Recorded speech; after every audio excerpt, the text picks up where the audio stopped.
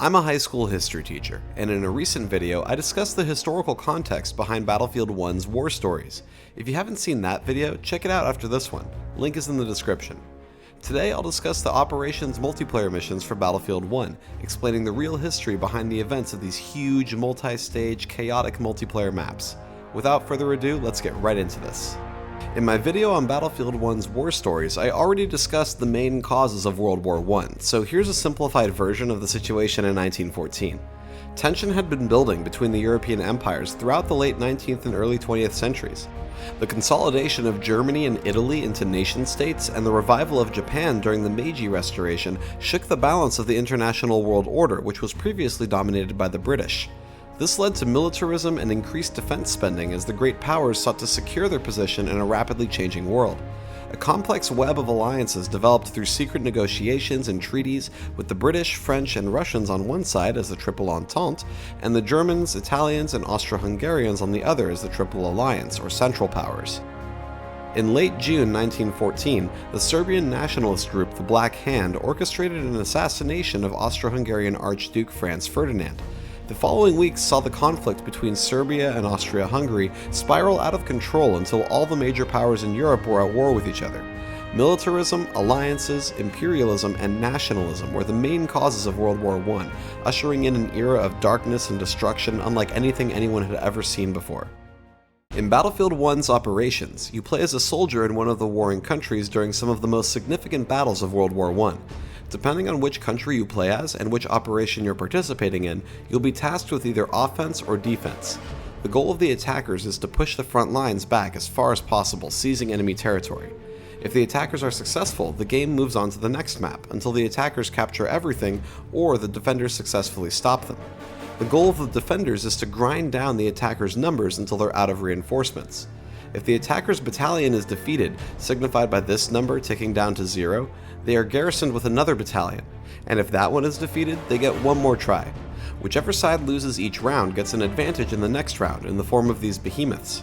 They can be an armored train, dreadnought, heavy tank, or zeppelin. While the operations game mode is often anachronistic with the weapons, vehicles, and uniforms, this style of gameplay is fitting for a depiction of World War I. In real life, the military leadership of these warring countries threw everything they could into these massive operations.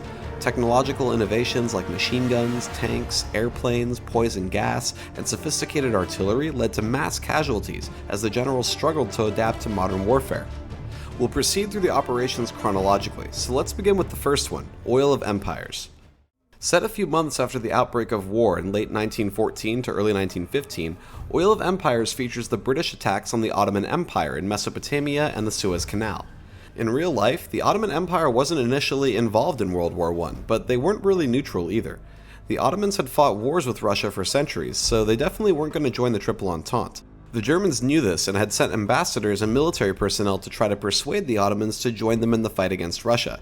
In late October 1914, an Ottoman fleet raided Russian settlements in the Black Sea, triggering a declaration of war by Russia against the Ottoman Empire. On November 5th, Britain and France declared war on the Ottomans as well. The British in particular had already been eyeing the Middle East as a source of the newest, most powerful source of energy, oil. In the early 20th century, the Royal Navy had just started transitioning from coal to oil as fuel for their engines. Winston Churchill was appointed First Lord of the Admiralty in October 1911, and he made the decision to switch the entire Royal Navy over to oil. This was a controversial decision at the time because Britain had an abundance of natural coal reserves, but practically no oil. Fast forward to late 1914, and the Ottomans' entry into World War I gave the British the perfect opportunity to seize the rich oil fields of Mesopotamia. One of the coolest things about Operations is the narrator describing the historical context of what we're about to play. With war on the horizon, British High Command recognized that a new mechanized conflict was inevitable. Fuel for these new machines of war came from lands dominated by the Ottomans. These regions also held vital trade routes and strategic positions. Controlling them was therefore a critical step in winning the war.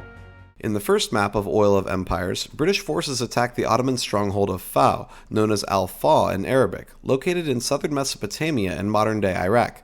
The British narrator clearly has little respect for the Ottomans, reflecting the self-aggrandizing views of the Imperial British.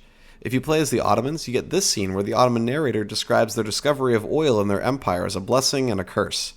The presence of abundant natural resources can certainly enrich a country, but it also leaves it open to exploitation by international corporations and imperial governments that seek to extract the resources for themselves. That's exactly what the British intend to do with the Ottoman oil fields, just as they did with the minerals of Africa. In real life, the attack on Fao was a landslide British victory. Being located so far from the Ottomans' front lines, the Al Faw Peninsula was lightly defended. The British attack force consisted of a group of Royal Marines aboard the HMS Ocean and the 6th Division of the British Indian Army. The presence of Indian soldiers in the British Army is portrayed in the game via the medics, who are shown wearing turbans. In the game, it's a much more difficult fight, with the British having to fight their way through this outpost, then through the open marshes, and finally take the fortress itself. The Ottoman defenders definitely have a pretty big advantage with this fortress, and if they coordinate well, it's hard for the British to break through.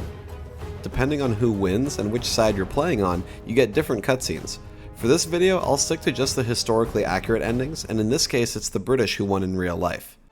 Sometime after the British secured the oil fields in the Persian Gulf, the Ottomans launched an audacious attack on the Suez Canal, the key to maintaining British dominance in the world. The second map in Oil of Empires takes place at the Suez Canal. Completed in 1869 after 10 years of construction, this man-made aquatic passage connects the Mediterranean and Red Seas. It's one of the most important waterways in the world, providing a massive shortcut from Asia to Europe. Even today, the Suez Canal is one of the most important choke points of trade around the world. In 2021, a cargo ship named the Ever Given got wedged sideways, blocking the canal for 6 days. A huge traffic jam built up on either side of the canal. Ships were diverted all the way around Africa, shipping costs went through the roof, and the entire global economy was affected. This event showed us how dependent we are on maritime checkpoints, so you can imagine the British reaction when the Ottomans attacked the Suez Canal in early 1915. The Ottomans, assisted by some German officers and units, crossed the Sinai Desert, attacking the canal from Palestine in the east. In the game, the British narrator describes how the Ottomans caught them off guard and now occupy the east bank of the canal. In real life, the raid on the Suez Canal was a disaster for the Ottomans, who lost thousands of soldiers and had to retreat back to the east. After the British pushed back the Ottomans, the narrator explains that the British pursued the Ottomans into the desert. In real life, the British didn't have enough forces to pursue the fleeing Ottomans immediately, so they stayed in defensive positions around the canal throughout 1915 and 16. Oil of Empires is the only operation that has 3 maps, all the others have 2. The third map takes place in the middle of the Sinai Desert. After the British defeated the Ottoman raids on the Suez Canal, they began construction of a rail line all the way across the Sinai Peninsula to Palestine. On December 23, 1916, British forces met and defeated the fortified Ottomans at the Battle of Magdaba. Based on the game's description of the Ottoman positions and what the area looks like in the game, I'm guessing that this fictional battle in the middle of the desert is based on the Battle of Magdaba. For the British to win this last victory, they have to push the Ottomans back through these ruins, into the canyon, and out of this town on the other side. In the end, the British were victorious at Magdaba though, pushing the Ottomans out of Sinai and paving the way for the British occupation of Palestine a few months later in 1917. Though the Allies were victorious across the Middle East, the problems of victory remained to be solved. Clashing ambitions, broken promises, and manipulated borders planted the seeds of new conflicts that would dominate this region for many years to come. The clashing ambitions refers to the British and French division of the Middle East according to the Sykes-Picot Agreement of 1916.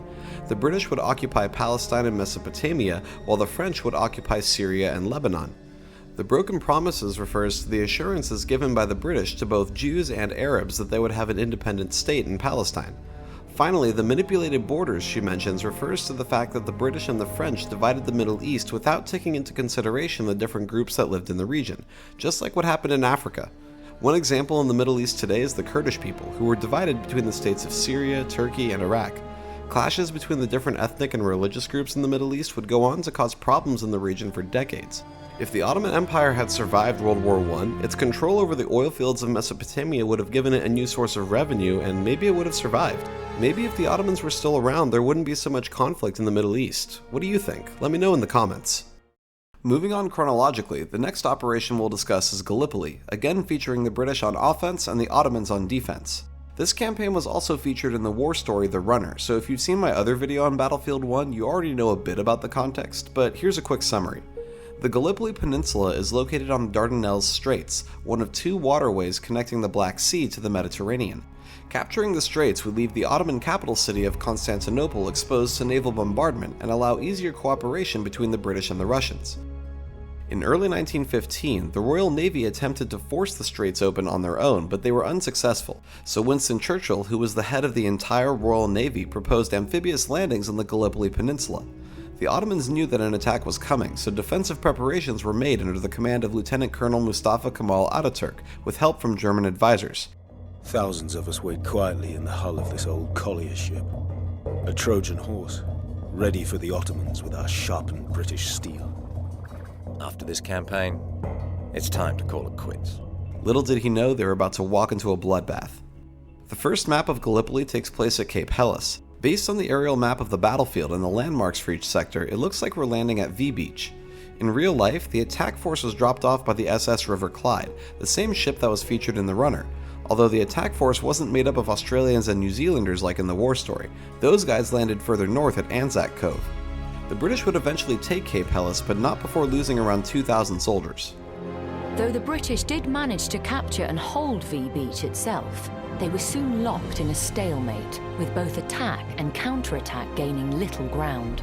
After 8 months of torturous trench warfare, General Hamilton launched one final attack in an attempt to take the first day's objectives, the village of Krithia and the high ridge of Achi Baba. The second map of Gallipoli is Achi Baba. This ridge had a perfect view of the landing site at Cape Helles, so it was a priority target for the British. They had tried and failed to capture Achi Baba 3 times already. This was the last chance. The stench of rotting corpses from the past several months filled the air, and disease had spread through the trenches. The difficult conditions, coupled with the harsh terrain, ultimately led to a 4th failure to capture Achi Baba. The Allies withdrew from the Gallipoli Peninsula in January 1916. After 6 months of continuous fighting, the Allies had lost over 44,000 men, and the Turkish twice that number. No ground was gained at all by the British. While the campaign did divert large Turkish forces away from the Russians, it was a military disaster, unifying and motivating the Ottomans instead of defeating them. Winston Churchill was demoted and then resigned from the cabinet. Colonel Mustafa Kemal became the people's hero, and was later to become the founding father of the Turkish Republic. This victory for the Ottoman Empire kept the British out, but it didn't last. The British successes in Mesopotamia, Palestine, and Syria, combined with new assaults in the Balkans, eventually pushed the Ottoman Sultan Mehmed VI to sign an armistice on October 31, 1918. Soon after, the Ottoman Empire collapsed, and the division of its former territories led to conflicts that still reverberate through the Middle East today. The next operation is Devil's Anvil, which depicts the infamous Battle of Verdun between the French and Germans in 1916 on the Western Front. When Germany declared war on Russia during the July crisis of 1914, they found themselves in a difficult position. France was allied with Russia, so Germany would have to split their forces and fight a war on 2 fronts. The German brass decided that the best plan would be to attack France first and force a decisive battle, then reroute their troops to the east to fight Russia. The French border with Germany was fortified, so German Field Marshal Alfred von Schlieffen proposed a plan: invade France through neutral Belgium, getting around their fortifications. The invasion of Belgium began on August 4, 1914, after the Belgian government refused to give in to the German demands to let them pass through. The Belgians fought hard, slowing down the German advance, but by November, the majority of the country was in German hands. The invasion of a neutral country gave Britain an excuse to join the conflict as an ally of France and Russia. The German invasion of France initially went well until they were stopped at the First Battle of the Marne in September 1914. During this battle, a gap opened in the German lines, so the British and French moved to exploit it. The Germans retreated, and over the next several weeks, the two sides tried again and again to outflank each other. This was called the Race to the Sea because it ended in October when they reached the coast of Belgium. The front lines now extended all the way from the English Channel to Switzerland, and both sides dug in for what they knew would be a long, difficult war of attrition. For the next 4 years, the Western Front would be locked in a bloody stalemate, taking the lives of millions for nothing. In a war of attrition like the Western Front of World War I, the goal is simply to outlast your opponent. Simply bleed your enemy dry of manpower and resources, and they'll eventually give up. Both sides built extensive trench systems that ran all along the front lines. Machine guns were positioned at the front lines to stop the waves of advancing soldiers, and artillery guns were positioned behind the lines, firing into no man's land between the trenches.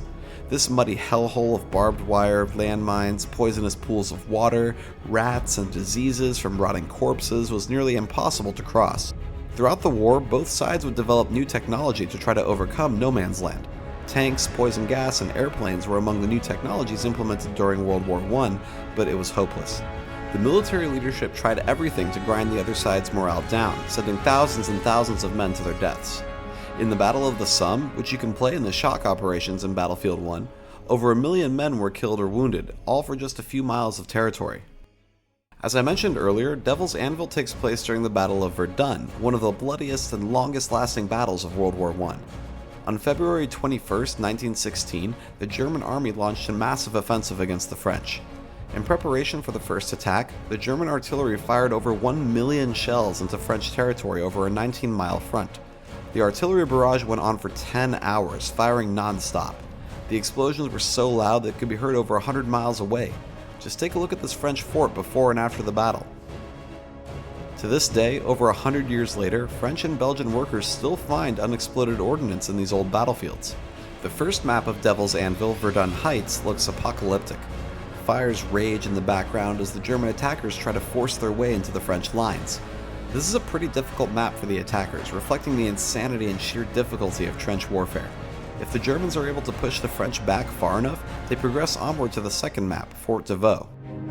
After an initial breakthrough, the Germans took the massive Fort Douaumont. This advance would soon come to a halt as the French poured men and resources into the area, determined to defend Verdun at all costs. And as the Germans approached Bordeaux, the outcome was far from certain. In real life, the German attack at Verdun was initially successful, but the progress was slow. It took the Germans a week to reach their Day 1 objectives. For the next several months, the German army slowly continued pushing the French back, every inch costing thousands of lives. The thinking behind the strategy was pure madness. The German staff wanted to simply inflict as many casualties on the French as possible, wearing down the morale so that they just give up. But the French were gaining in strength while the German offensive was losing steam. In October, the French launched a counteroffensive to take back their lost land, and by December, both sides were back to mostly the same positions they were at when the battle had begun 10 months earlier. In late June, literally dying of thirst, the French were forced to surrender Fort Vaux to the Germans. Immediately, the French struck back and took the fortress, but with devastating losses on both sides. In total, over 700,000 men were killed or wounded at the Battle of Verdun, all for nothing. The Western Front went back to being a stalemate. No progress was made. The Eastern Front of World War I doesn't get as much attention as the West, but it was just as bloody, if not more so. Our next operation is the Brusilov Offensive, featuring Russia versus Austria-Hungary in the summer of 1916, around the same time as the Battle of Verdun. The Brusilov Offensive was even more deadly than Verdun. In fact, it was the deadliest operation of the entire war, one of the worst in world history. First, some context.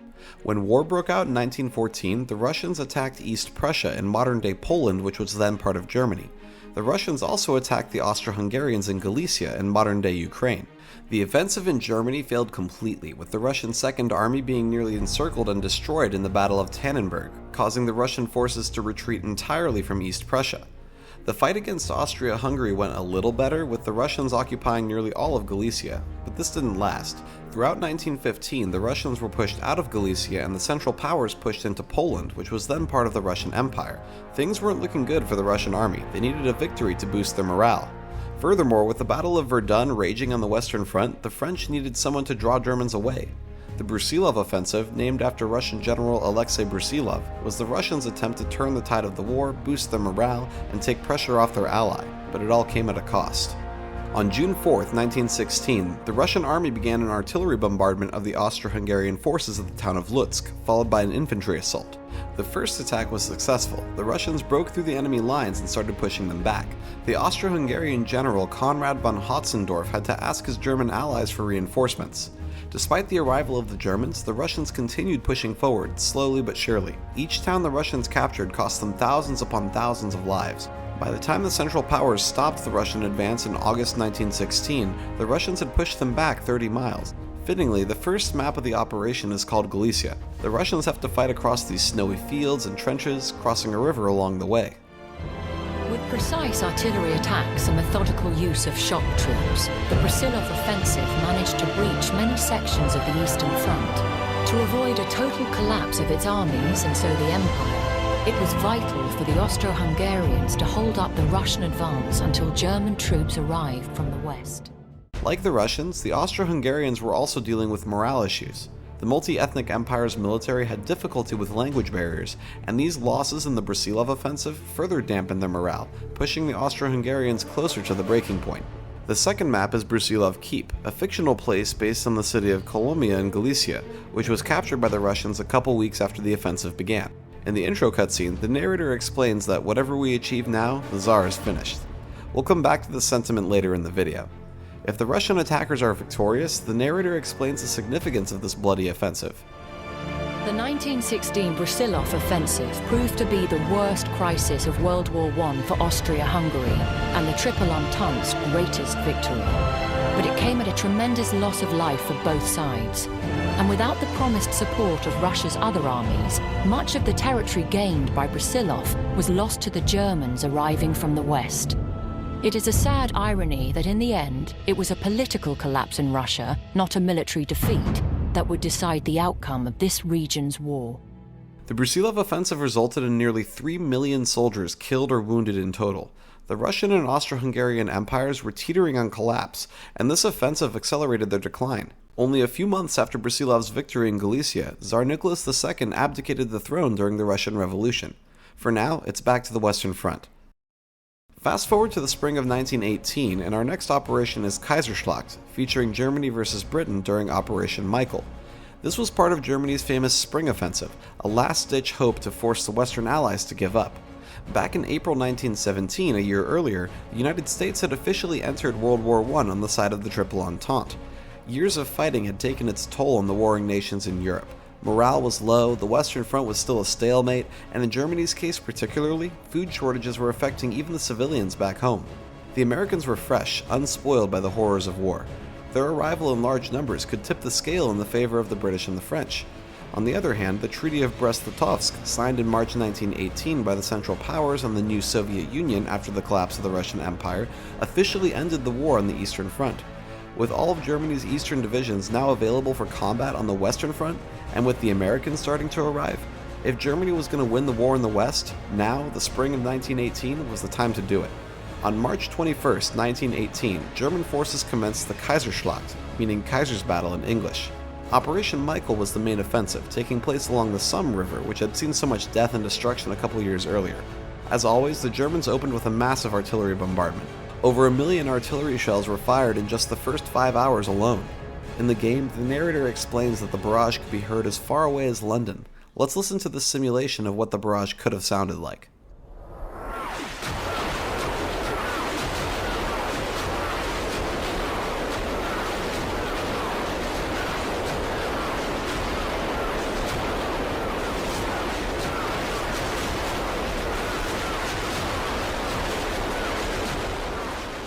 Now imagine that every one of those explosions was big enough to destroy an entire building. At any moment, you and your friends could be wiped out by just one of those shells. Now imagine this hellish cacophony lasting for hours or even days at a time, and you can begin to understand what these poor soldiers went through. This was just a simulation, an attempt at recreating the hellscape of World War I artillery, but no media can ever truly capture what it was like. In the novel Fear, French World War I veteran Gabriel Chevalier writes, "The experience of shelling is always the same, a crushing, relentless savagery hunting us down. You feel individually targeted, singled out from those around you. We lie prostrate for an hour, suspended between luck and death until the 2 German batteries run out of shells." If you're interested in hearing more about the sheer horror of World War I from the perspective of veterans, check out my video on the game Ad Infinitum, where I discuss in detail the horrors of this war. Back to Battlefield 1, the first map of Kaiserschlacht, Peronen sector, requires the attacking Germans to fight their way through the British trenches, past a farm, and capture the town of Travesey, opening a path to the city of Amiens. The historically accurate sequence of events is for the Germans to succeed on this first map, then fail on the second. In real life, the Kaiserschlacht was initially successful, but once again it came at a great cost for the attackers. By the end of the first 2 weeks, the Germans had pushed the British and French back, and both sides lost hundreds of thousands of soldiers in the process. The objective of Operation Michael was to capture the city of Amiens, a vital point in the French rail network, so that's where we're headed next. The second map of Kaiserschlacht takes place in the city of Amiens, though it's worth noting that in real life the Germans never made it to the city itself. They were stopped several miles to the east of the city in early April, just a couple weeks after the operation began. Despite this, the city was in range of German artillery, so the depiction in the game of Amiens as a smoldering wreck is fairly accurate. If the Germans win this round, the narrator speculates on the possible consequences of German victory in Amiens. With Germany now controlling the vital railway hub of Amiens, the Allied armies in France would have been divided. And if Paris were to fall, the surrender of France would likely follow. In this situation, Britain would have no choice but to seek a truce while they planned their new strategy. It would have made things more difficult for sure, but I still don't think it would have affected the outcome of the war. The Kaiserschlacht had spent a significant amount of German resources. Part of the reason for the German failure outside of Amiens was their difficulty in supplying their troops. Even if the Germans had captured the city, I'm not sure that they would have been able to take Paris, especially with the fresh American troops now arriving in large numbers. If the British succeed in holding off the Germans, the narrator explains that both sides had lost thousands upon thousands of soldiers, and that the arrival of Americans would soon tip the scale in the Allies' favor. The next operation is Beyond the Marne, featuring France versus Germany during the Second Battle of the Marne in the summer of 1918. On July 15th, the German army launched an attack against the French near the city of Reims in the Marne region.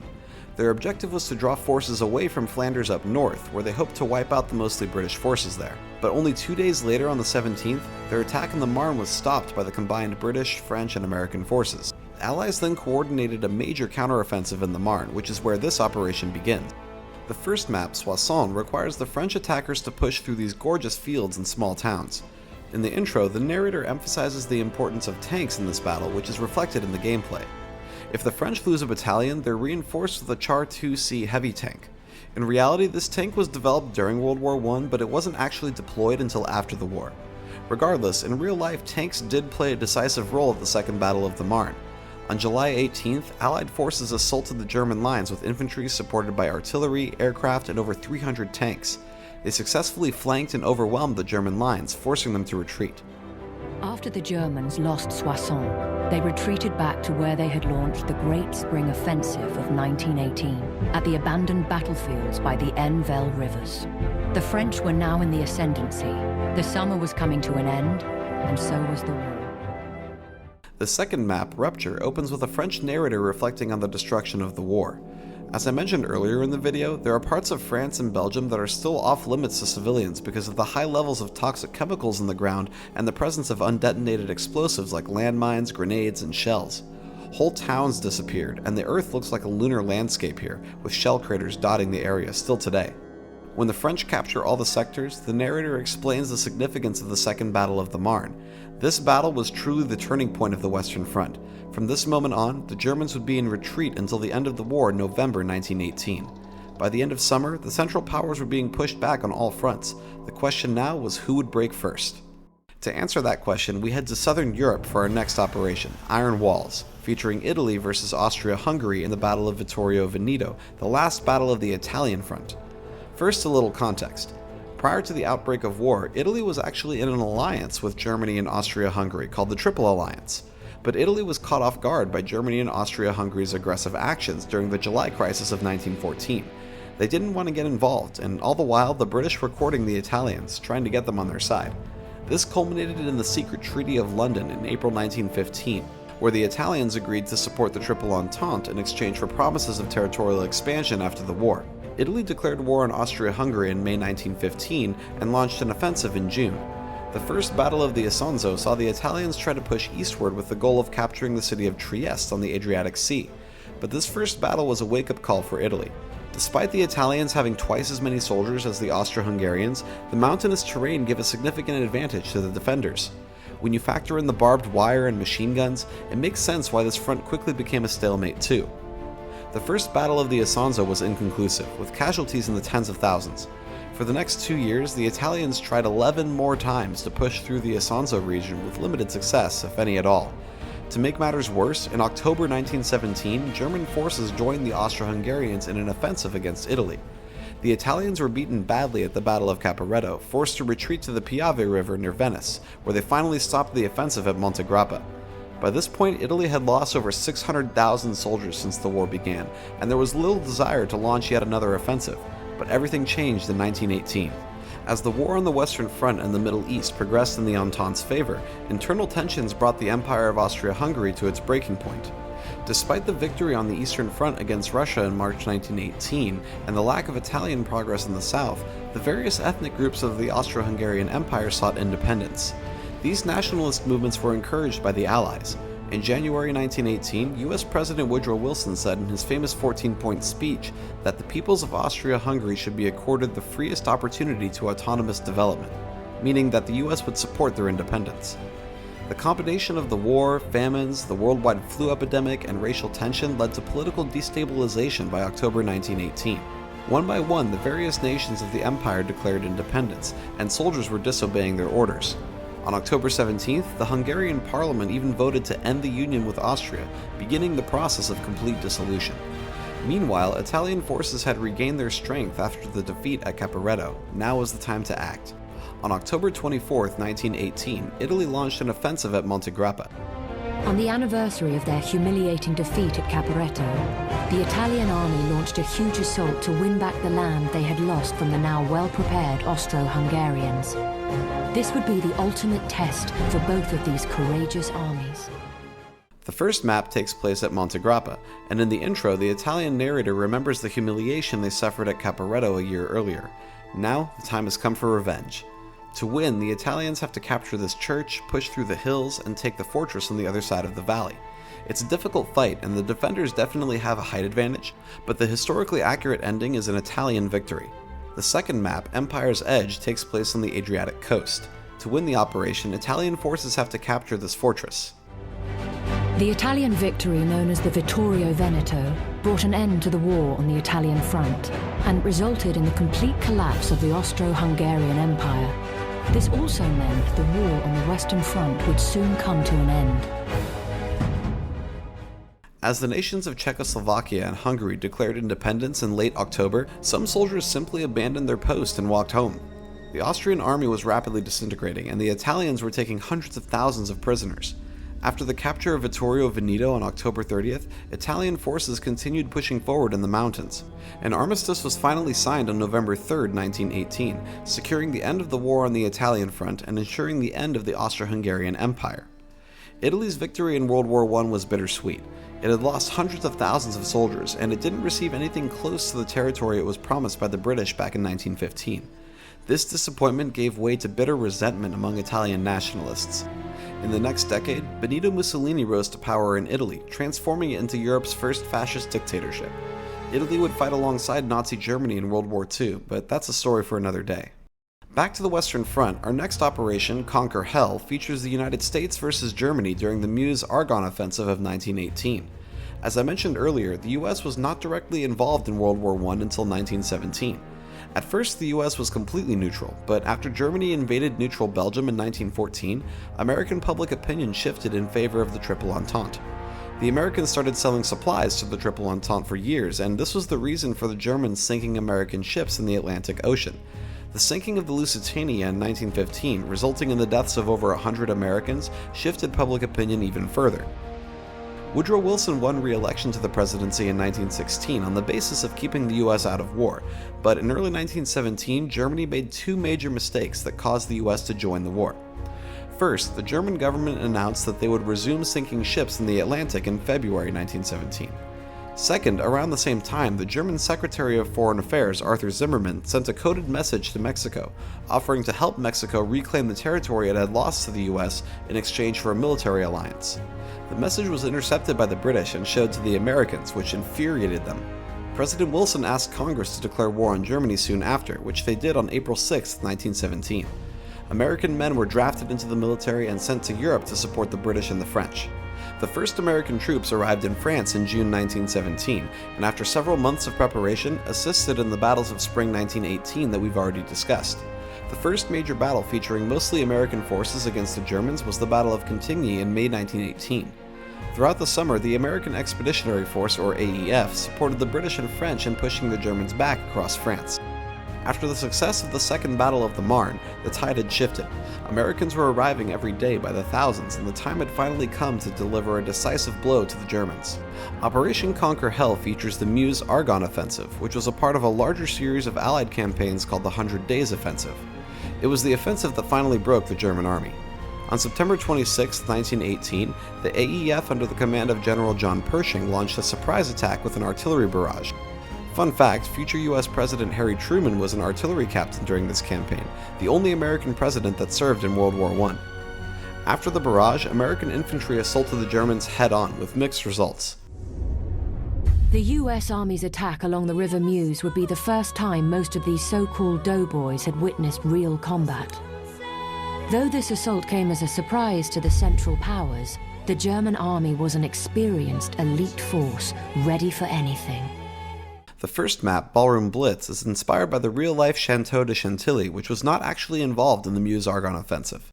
To achieve victory, the Americans have to charge across open fields, through a trench line, capture the chateau, and take the rail yards. The Germans were using defense-in-depth tactics designed to lure the enemy towards much stronger rear defenses. The victorious doughboys marched into the Argonne forest, unaware of the deadly defenses awaiting them ahead. In real life, German counterattacks slowed down the American advance, forcing General Pershing to pause the attack before continuing again in early October. I'll give you 3 guesses where the second map, Argonne Forest, takes place. During the second phase of the offensive in real life, American troops moved into the forest for a series of costly frontal assaults on German positions. Eventually, after over a week and a half, the Americans finally broke through the Hindenburg Line, Germany's network of fortified defenses, which we see depicted in the opening cutscene of the second map. To beat the Germans in this map, the Americans have to clear a bunker, rail junction, and abbey ruins. In real life, by the end of October, the Americans had pushed forward 10 miles and exited the forest. The success of the Meuse-Argonne offensive came at a high price, and remains to this date the bloodiest battle in American history. This outcome broke the German army, leading to an armistice and peace, with the Allies' nation dictating terms. Quick correction, the Meuse-Argonne Offensive is not actually the deadliest battle in American history. It depends on how you define a battle. The deadliest single day in American history is the Battle of Antietam during the American Civil War. The Normandy and Italian campaigns during World War II cost more American lives over a similar length of time compared to the Meuse-Argonne Offensive. So no, it wasn't the deadliest battle in US history, but it's definitely in the top 10. By early November 1918, American and French forces had pushed the Germans back behind the Hindenburg Line and were still moving forward, the French at a faster pace than the Americans. The German military leadership saw the writing on the wall, with the Ottoman Empire signing an armistice on October 30th and the Austro-Hungarians on November 3rd, the Germans were all alone against the increasingly powerful Western allies. Rather than continue the bloodshed until it spread to German territory, the Germans signed an armistice while they were still on French territory. On the 11th hour of the 11th day of the 11th month of 1918, the fighting finally stopped.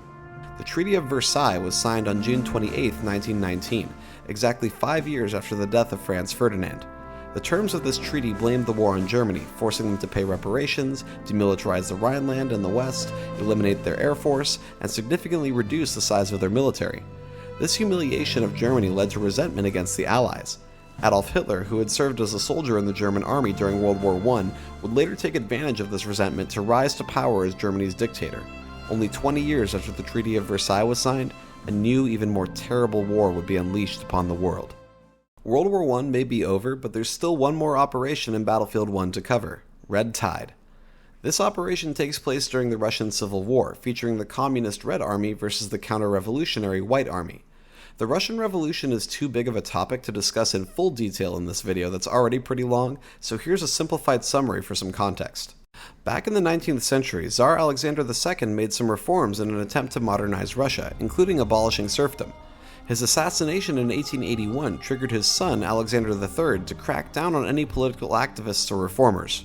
One activist, executed in 1887 for plotting to assassinate the new Tsar, was Alexander Ulyanov, the older brother of Vladimir Ulyanov, who later changed his last name to Lenin. Lenin's brother's death inspired him to join an underground revolutionary cell and study Marxism. Over the years, he was arrested multiple times and eventually exiled to Siberia. After serving 3 years in the frozen wastes, he left Russia to live in Western Europe, where socialism and Marxism were more openly discussed. Tsar Alexander III died in 1894, leaving his inexperienced son Nicholas II to take over the Russian Empire. Now let's fast forward to World War I. The war on the Eastern Front isn't going very well. Food and supply shortages are not just affecting Russian soldiers on the front, but the civilians at home too. The Brusilov Offensive, as we discussed earlier, gained some territory, but at a cost greater than any other offensive in the war. To make matters worse for Tsar Nicholas, in 1915 he had made the stupid decision of taking control of the army himself. This meant that the military defeats could be blamed on him too.